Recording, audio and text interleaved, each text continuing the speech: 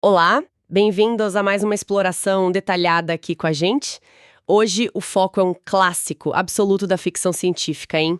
Vamos mergulhar em alguns trechos selecionados de Duna, do Frank Herbert. E olha, a gente tá com o texto do livro mesmo, a fonte primária. É isso aí. E a nossa ideia aqui é tentar desvendar um pouco desse universo tão complexo, né?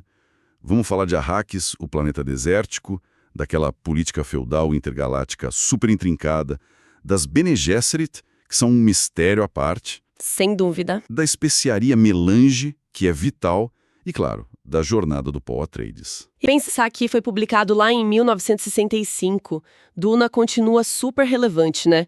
O Herbert estava muito à frente do tempo dele, principalmente nessa questão da ecologia em escala planetária e no universo que já tinha, superado a ideia de computadores como a gente conhece. Bom, vamos lá, vamos começar a desempacotar isso. Vamos lá. Começando pelo palco principal, Arrakis, o planeta Duna. Desértico, clima brutal, mas é o único lugar que tem a especiaria melange. E essa especiaria, né, ela é tudo ali. Não só pelos lances de longevidade, mas, assim, é indispensável para a guilda espacial conseguir fazer as viagens interestelares, dobrar o espaço. E também é a base da fortuna da Shoram, que é tipo a grande companhia que domina o comércio na galáxia. Exato. E a história já começa num ponto de tensão altíssimo, né? A casa Harkonnen, que são os inimigos mortais dos Atreides, tá saindo de Arrakis depois de explorar a especiaria por, 80 anos. 80 anos. Aí entra a casa Atreides, liderada pelo Duque Leto, para assumir o controle. Parece bom, né? Uma promoção. Parece ótimo. Mas logo de cara, o Tufir-Hawat, que é o mestre dos assassinos e também o Mentat dos Atreides. E só pra lembrar, Mentat é tipo um computador humano, né?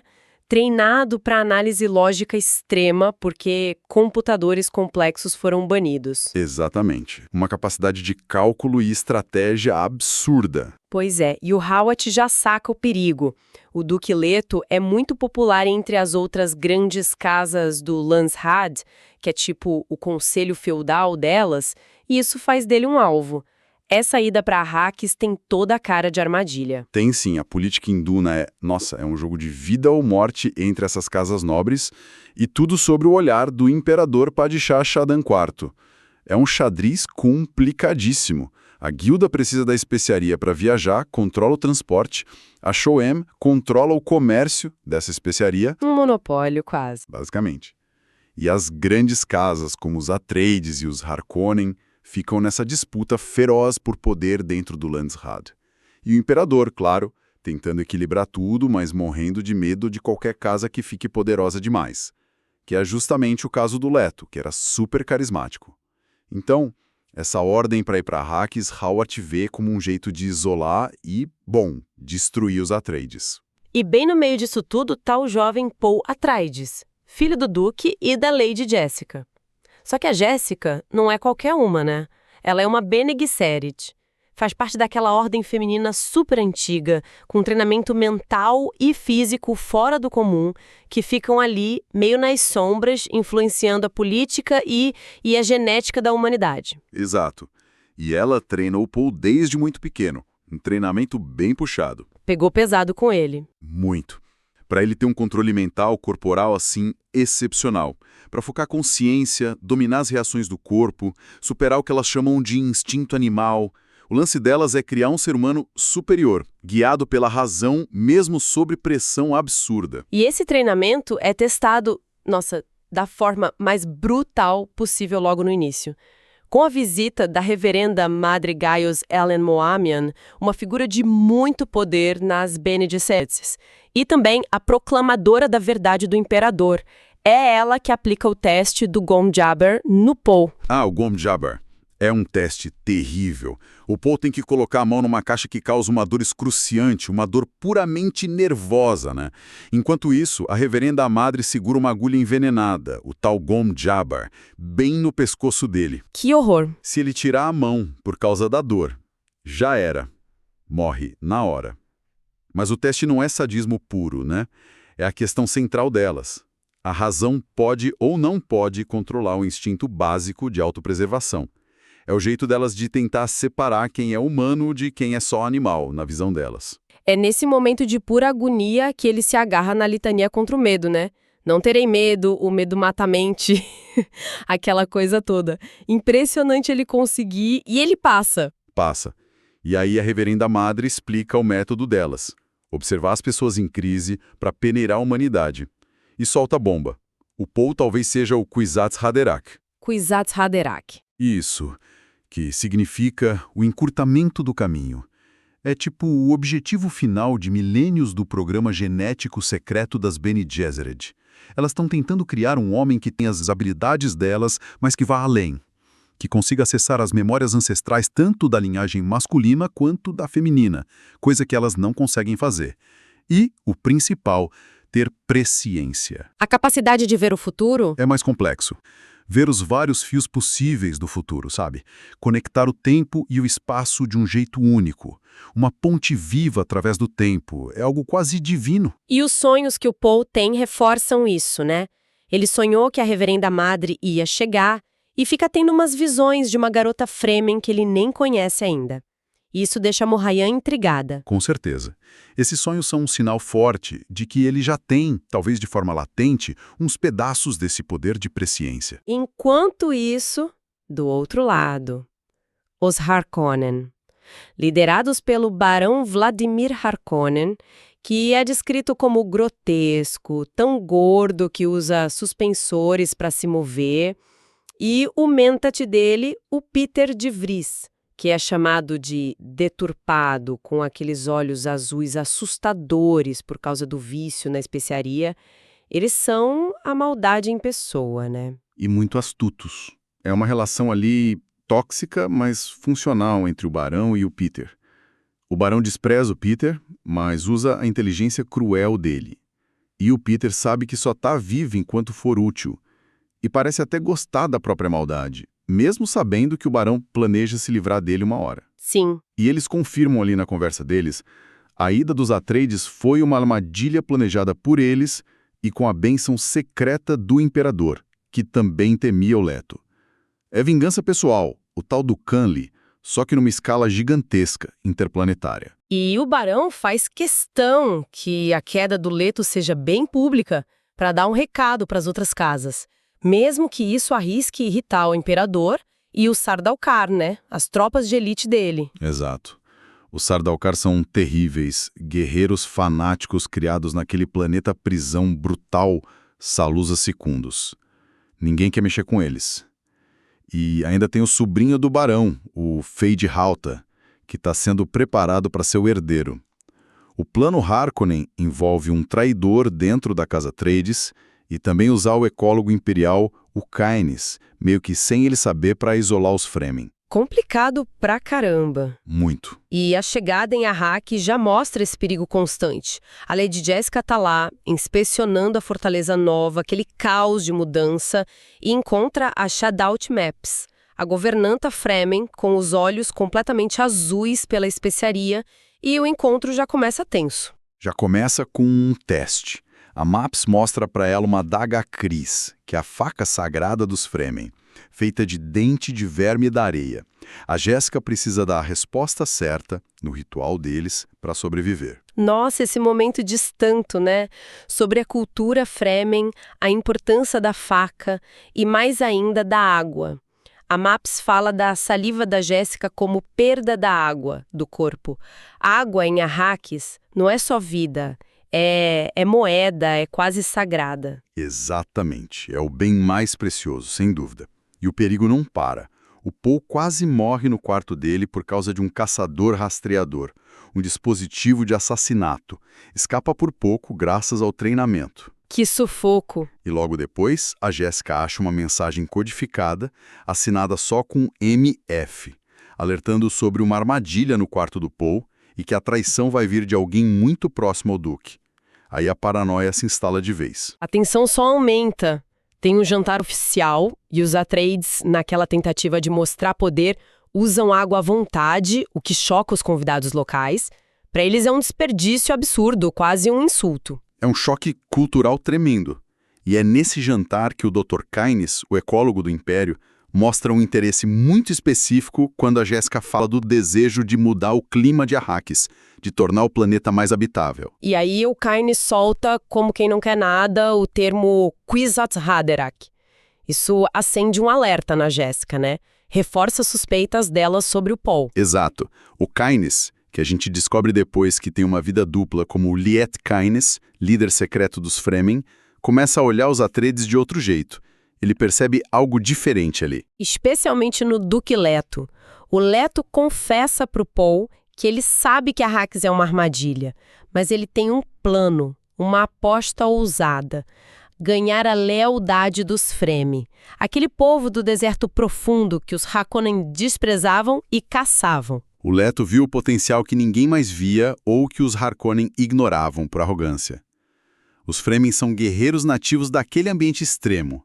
Ele acredita que pode transformar eles numa força militar tão poderosa quanto o Sardaukar. Uma aposta alta. Altíssima, de longo prazo, que depende de conseguir a confiança deles.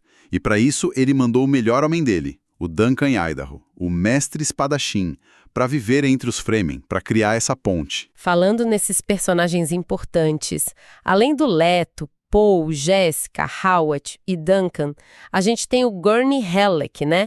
O guerreiro trovador super leal, e o Dr. Wellington Yueh, o médico Suk. O Yueh, a figura trágica. O condicionamento Suk deveria impedir ele de matar, mas foi quebrado pelo ódio aos Harkonnen, que torturaram e mataram a esposa dele, a Oana, que era Bene Gesserit. Essa tragédia pessoal dele acaba tornando ele a ferramenta perfeita para a traição Harkonnen, né? Infelizmente, sim. O Leto chega a confiar no Paul um plano arriscado, fingir que desconfia da Jéssica para tentar descobrir quem é o traidor, sem nem imaginar que o traidor está ali, no círculo mais íntimo dele.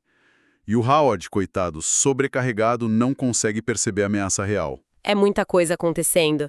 A gente vê mais de Arrakis naquela expedição para ver a colheita da especiaria com o Kynes guiando.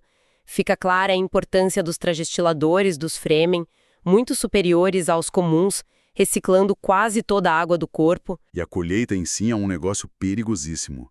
Máquinas gigantescas, as colheitadeiras, sugando a melange da areia.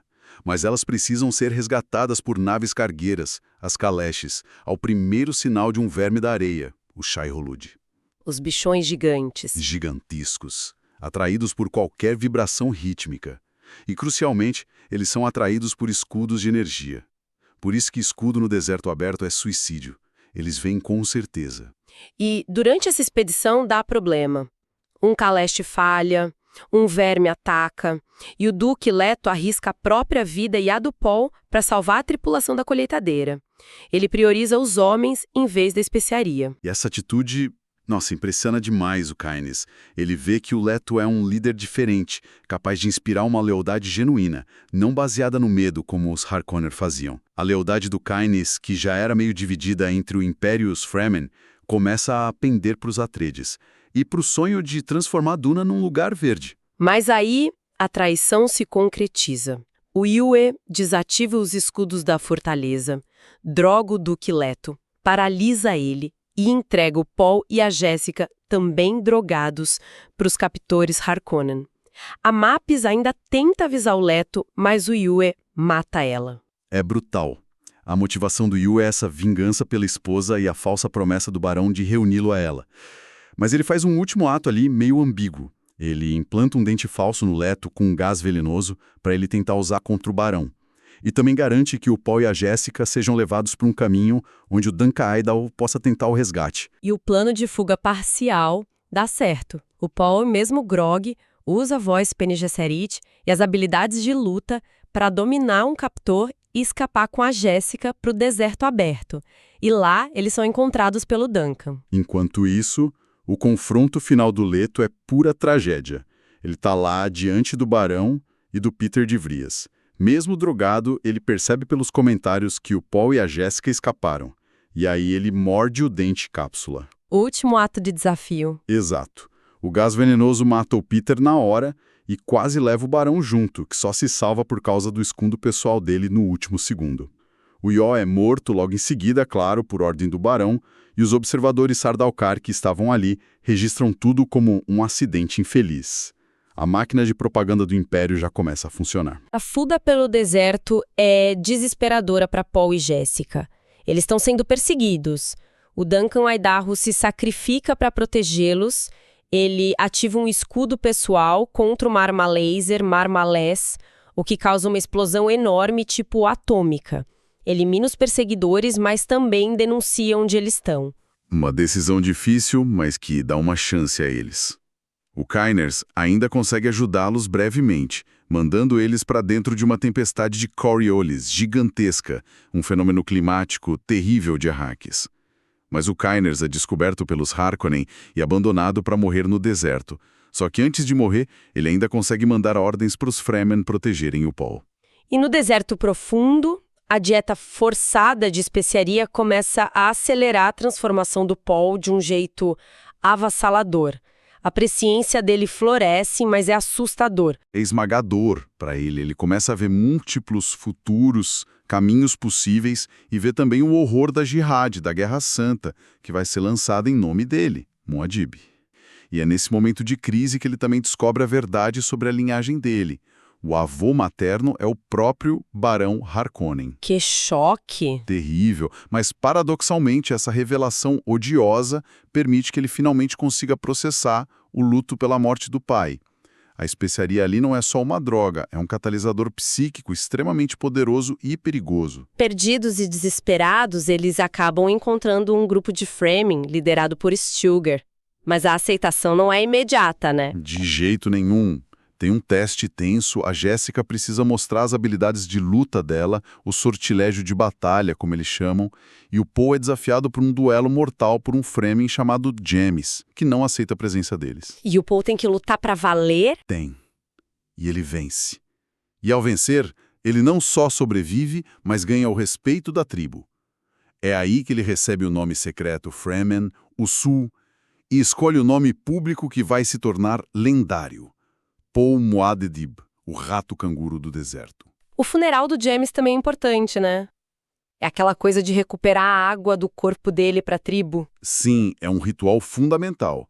Simboliza que a essência da pessoa, a água dela, volta para a comunidade. É a integração total. O Paul agora é, de fato, um deles. E para consolidar essa posição e proteger a tribo e a si mesma, a Jéssica aceita passar pelo ritual perigosíssimo de beber a água da vida. Que é tipo uma essência super concentrada de especiaria, certo? Venenosa para a maioria das pessoas. Exatamente. É retirada de um verme da areia jovem que foi afogado. Um processo ritualístico. Só alguém com um treinamento Bene Gesserit ou uma genética muito específica consegue transmutar o veneno e sobreviver. E a Jéssica sobrevive. Ela se torna a nova reverenda madre dos Fremen, ganhando acesso a todas as memórias das reverendas madres anteriores da tribo. Mas tem um efeito colateral terrível nisso, né? Terrível e totalmente imprevisto pelas Bene Gesserit. Como a Jéssica estava grávida do Paul na hora do ritual, a água da vida desperta a consciência da filha dela ainda no útero, a Alia. E a Alia recebe todas essas memórias ancestrais junto com a mãe. Ela nasce com a mente de uma reverenda madre adulta num corpo de criança. Uma pré-nascida. Para as Bene Gesserit, isso é uma abominação. Que complicação. Os anos seguintes, que são meio implícitos ali na narrativa, mostram a ascensão meteórica do Paul Muad'Dib. Ele vira um líder messiânico, quase religioso para os Fremen. Treina os Fedaykin, que são os comandos suicidas dele, e aprende a habilidade máxima dos Fremen, montar os vermes da areia gigantes. É a prova final de que ele se tornou um deles e mais. Ele também reencontra o Gurney Halleck, que sobreviveu à queda dos Atreides e se juntou aos contrabandistas de especiaria. Juntos, eles começam a atacar pesado as operações Harkonnen em Arrakis. Enquanto isso, o Barão Harkonnen está governando Arrakis de longe, usando o sobrinho brutal, o Rabban, para espremer o planeta. Mas o plano dele é depois substituir o Rabban pelo outro sobrinho, o Feyd Rautha, que seria apresentado como um salvador benigno para tentar ganhar o povo. Só que o imperador Shaddam IV está cada vez mais preocupado. Com o Barão, com a queda na produção de especiaria por causa dos ataques Fremen e principalmente com os rumores sobre esse líder misterioso, Muad'Dib. Ele decide que precisa intervir pessoalmente em Arrakis. E ele ainda tem o Hawat, o Mentat Atreides, capturado e forçado a servi-lo, mantido vivo por um veneno e seu antídoto diário. O clímax é realmente épico. O imperador chega em Arrakis com toda a pompa, 5 legiões dos temidos Sardaukar, a corte toda, incluindo a princesa Irulan e a reverenda madre Mohiam. Eles até conseguem capturar a Alia, a irmã mais nova do Paul, que já é uma criança de 4 anos, assustadoramente inteligente e perigosa. Mas o Paul responde com uma força avassaladora. Ele usa uma tempestade de Coriolis gigantesca como cobertura, usa armas atômicas que eram da família Atreides para destruir os escudos da frota imperial e da fortaleza em Arrakina, e aí lança o ataque principal. A visão que todo mundo teme. Milhares de guerreiros Fremen, montados em vermes da areia gigantescos, avançando sobre as legiões Sardaukar. É uma batalha que quebra completamente a espinha do poderio militar do Império. Os Sardaukar são massacrados. O confronto final acontece dentro da fortaleza. Paul confronta o imperador cara a cara. O Hawat, num último ato de lealdade aos Atreides, morre depois de revelar a traição do imperador. O conde Fenring, que era um assassino eunuco e um tipo de Kwisatz Haderach que falhou, se recusa a matar Paul quando o imperador ordena. E aí vem o duelo final. Paul desafia e mata o Feyd-Rautha Harkonnen num combate ritualístico. Com a vitória militar completa e, mais importante, com o controle total da produção de especiaria e a ameaça real de poder destruir toda a especiaria do universo, o que paralisaria a civilização, Paul tem o poder absoluto nas mãos. Todo o poder, ele força o imperador Shaddam IV a abdicar do trono, exige a mão da princesa Irulan em casamento, um casamento puramente político para legitimar o poder dele, e exila o imperador e sua corte para Salusa Secundus. Paul Atreides, agora Paul Muad'Dib, assume o trono do Leão Dourado. Ele é o novo imperador. E assim se completa essa jornada incrível do Paul, de um herdeiro que perdeu tudo, foi exilado, a líder messiânico de um povo do deserto e, finalmente, imperador de todo o universo conhecido. A gente viu hoje essa teia super complexa de política, religião, ecologia, guerra, destino pessoal, que o Frank Herbert teceu de forma magistral. É impressionante como os temas de Duna continuam tão relevantes, né? Essa tensão constante entre destino e livre-arbítrio, a questão do poder absoluto e como ele corrompe, o perigo que existe nos líderes carismáticos e nos movimentos messiânicos. Com certeza. E, claro, essa relação fundamental entre a humanidade e o ambiente em que ela vive.